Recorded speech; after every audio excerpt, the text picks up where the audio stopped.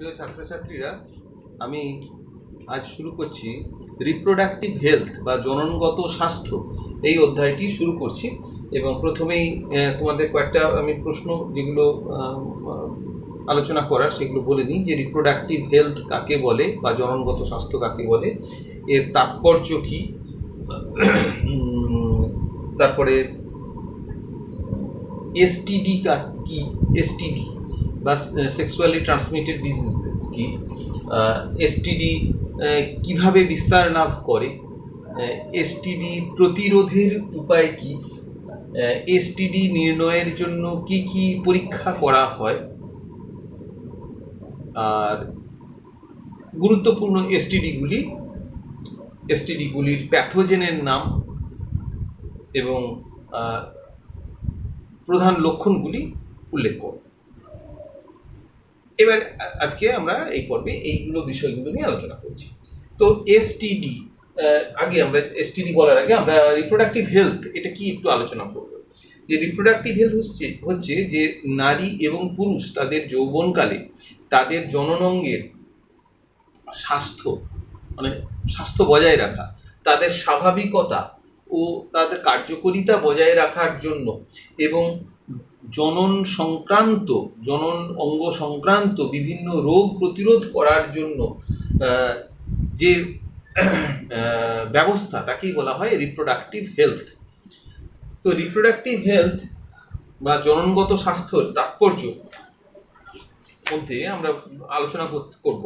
যেমন সবচেয়ে বড় যেটা সেটা হচ্ছে যে একটা রিপ্রোডাক্টিভ হেলদি সোসাইটি তৈরি করা, একটা সমাজ জননগতভাবে সুন্দর সুস্বাস্থ্যযুক্ত সমাজ গঠন করা, এটাই মূল উদ্দেশ্য। কিভাবে সেটা হতে পারে?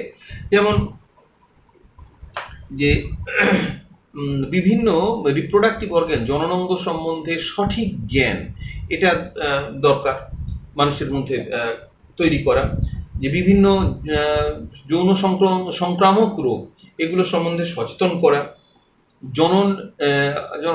জন্ম নিয়ন্ত্রণ ব্যবস্থা সম্বন্ধে সচেতন করা, মায়ের যত্ন, শিশুর যত্ন, গর্ভবতী মহিলার যত্ন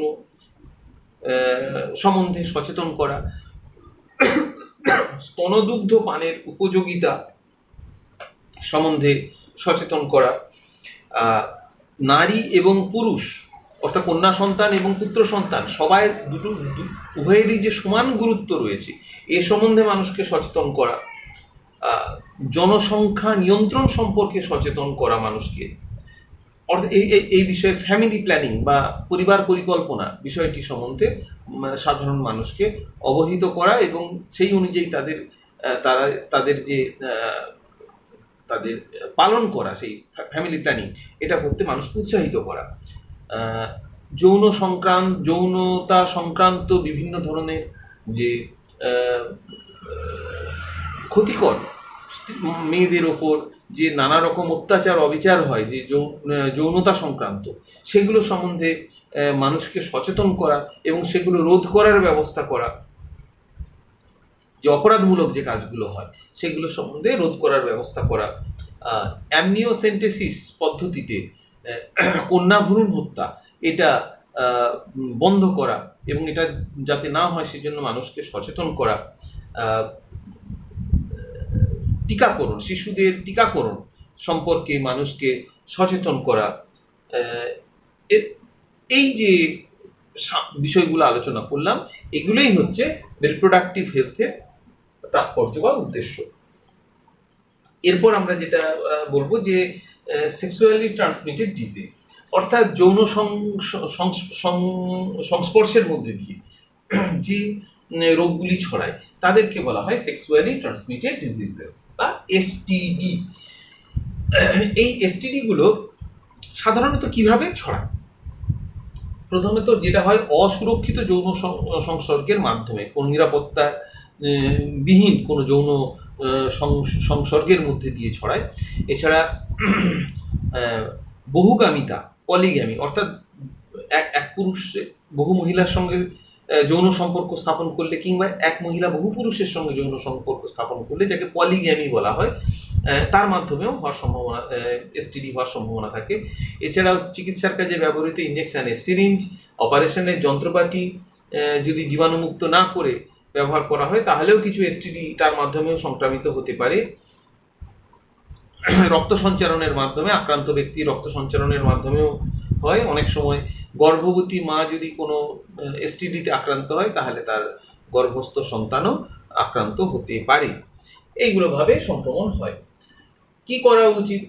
গুরুত্বপূর্ণ 3টি পয়েন্ট আমরা আলোচনা করব। Number 1, prevention.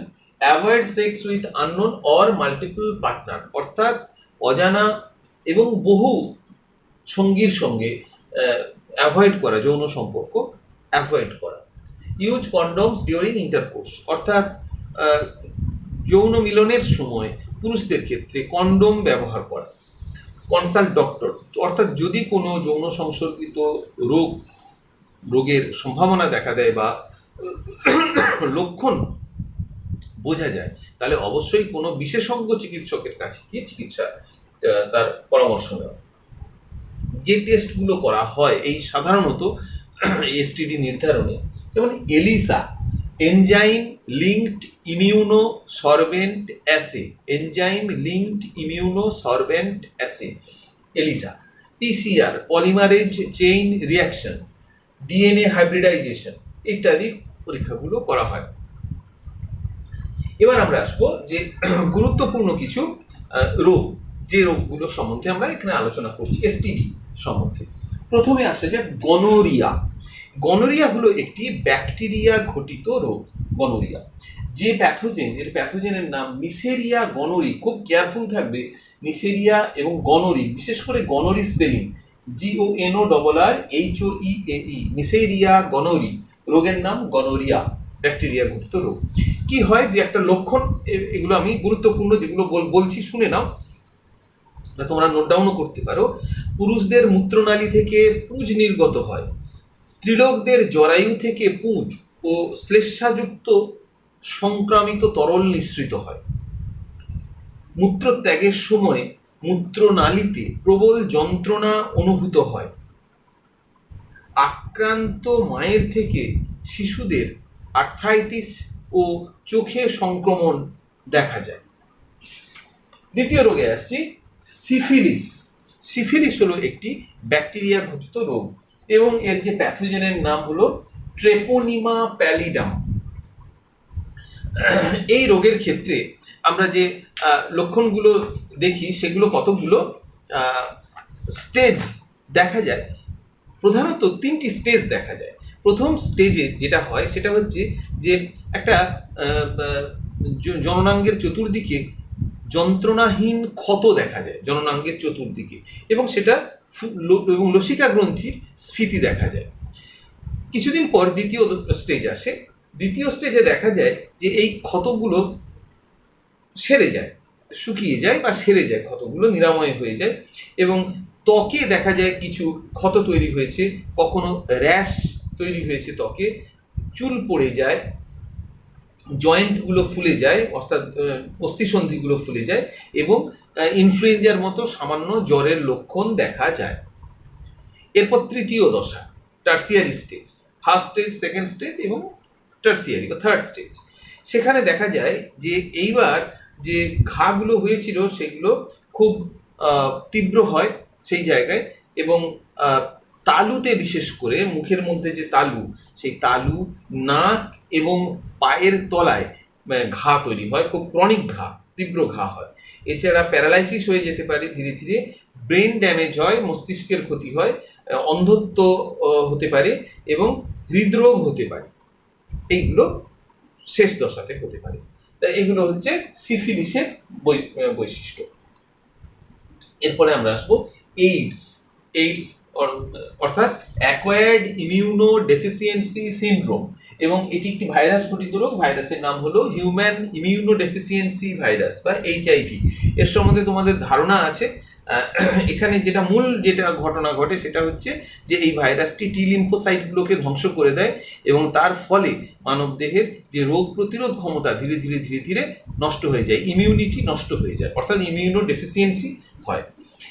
এছাড়াও যে লক্ষণগুলো হয়, যেমন দ্রুত ওজন হ্রাস হয়, প্রায় জ্বর হয় এবং পেটের গোলমাল হতে থাকে, দীর্ঘস্থায়ী কাশি হয়, জিভ, মুখ ও গলায় ঘা হয়, ত্বকে ফুসকুড়ি দেখা দেয়।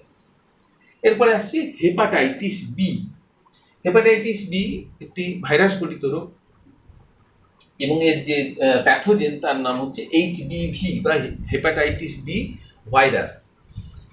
এর যে লক্ষণগুলো গুরুত্বপূর্ণ, যেমন জন্ডিসের লক্ষণ দেখা দেয়, অর্থাৎ রক্তে বিলিরুবিনের পরিমাণ বেড়ে যায়, জ্বর হয়, ক্ষুধামান্দ অর্থাৎ খিদে থাকে না, বমি ভাব দেখা দেয়, পেট খারাপ হয়, মাথার যন্ত্রণা হয়, ত্বকে ফুসকুড়ি দেখা দেয়, দীর্ঘস্থায়ী সংক্রমণ যদি হতে থাকে, চিকিৎসা যদি ঠিকঠাক না হয়, তাহলে যকৃতে সিরোসিস অফ লিভার, যকৃতের রোগ সিরোসিস অফ লিভার হয়, যা লিভার ক্যান্সারে পরিণত হয়। এরপরে আমরা আসবো জেনিটাল হারপিস।